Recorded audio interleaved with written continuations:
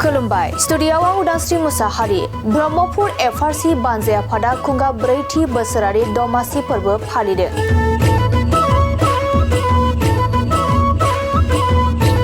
दमासिया मोनसे बोथोरजों सोमोन्दो गोनां फोरबो जाय फोरबोखौ दुलाराय आसामावनो गाजा गोमजायै फालिनायखौ नुनो मोनो। दमासि समाव गोबां खस्थ'नि गेजेरजों बोथोराव मावनानै मोननाय फिथाइखौ बयबो खौसेयै ज'ज'यै माग दानाव लारु फिथा सिथाव बायदि बायदि बानायनानै जायो आरो गोबां ओनसोलावनो गाजा गोमजायै बेलागुर बायदि सावनानै फालिनायखौ नुनो मोन्दों। थिग बेबादिनो दरब्रै गामि ब्रह्मपुर, नथुन सनापुर, सापागुरि आरो थाइसुगुरि जथायै बानजायनायाव ब्रह्मपुर एफआरसि बानजाय आफादा खुंगा 4थि बोसोरारि दमासि फोरबोखौ लारु फिथा सिथाव बायदि बायदि बानायनानै जानायजों लोगोसे गाजा गोमजायै फालिदों।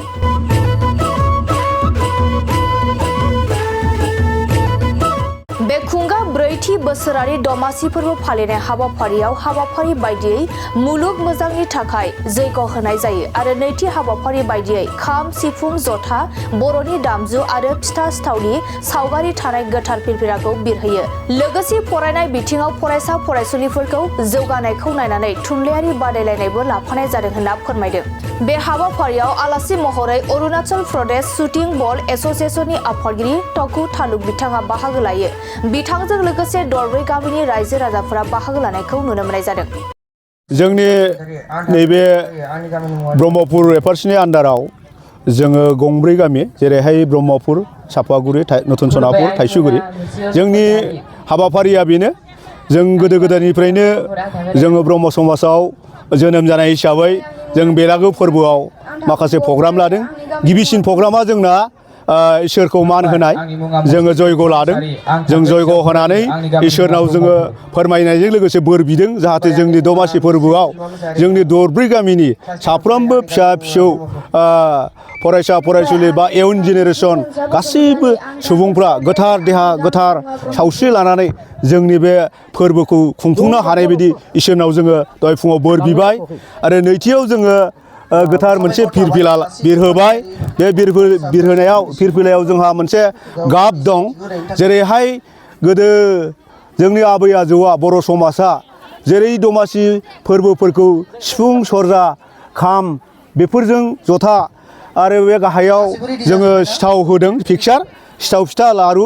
जेरै बेफोरखौ जोङो होनायनि थांखिया बेनो, बेखौ बिरहोनायनि थांखियानो बेनो जे जोंनि दमासि फोरबोआव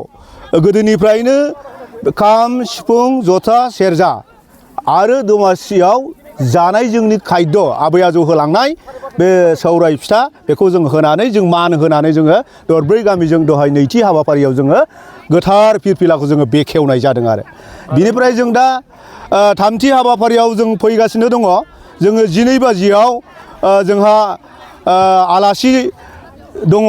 बे आलासिखौ जों 12 बाजियाव जौस्राङाव थिखांनानै जोङो गोदो गोदाय जोंनि बर' समाजा हाग्रा बंग्रा दैमा सेराव थानानै हरना गुना गुसु गुसा माने जोङो दमासि फोरबो फालियोमोन। नाथाय जों बेखौ मा खालामबाय दिनै गामि दरब्रैजों खौसे जानानै जौस्राङाव जोङो माने थिखोबाय। जौस्राङाव थिखांनानै जोङो ओरैबायदि खुंनो थांखि लाबोदों आरो खुंबोबाय थादों। जोङो दाजों 4 बोसोर जाबाय। जों बे जौस्राङाव जोंनि जानाय लोंनाय जोंनि गासैबो खामानिफ्रा गोदान। जेरैहाय जोङो गोदानबाबो जोङो सौराय फिथाखौबो गाराखै, मोसानायखौ गाराखै, जों बोखोदों। जौस्राङाव मोसानाय,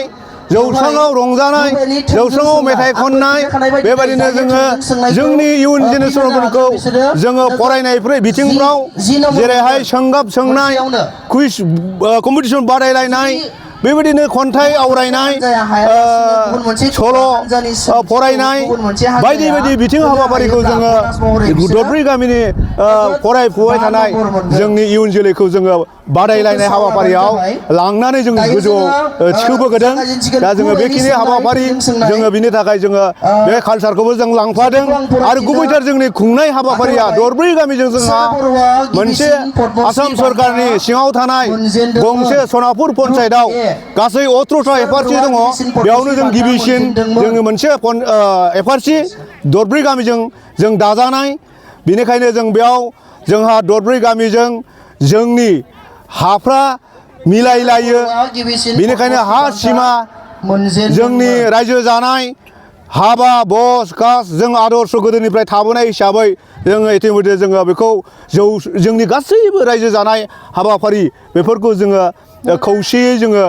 गोजौआव मोजां समाज दैदेननाय मोजां धोरोम दैदेननाय मोजां हाबा खुंबोनाय बयनिबो गामि बयनिबो न'खराव जोङो सहाय होलायनानै खौसेथिनि गोहोखौ जोङो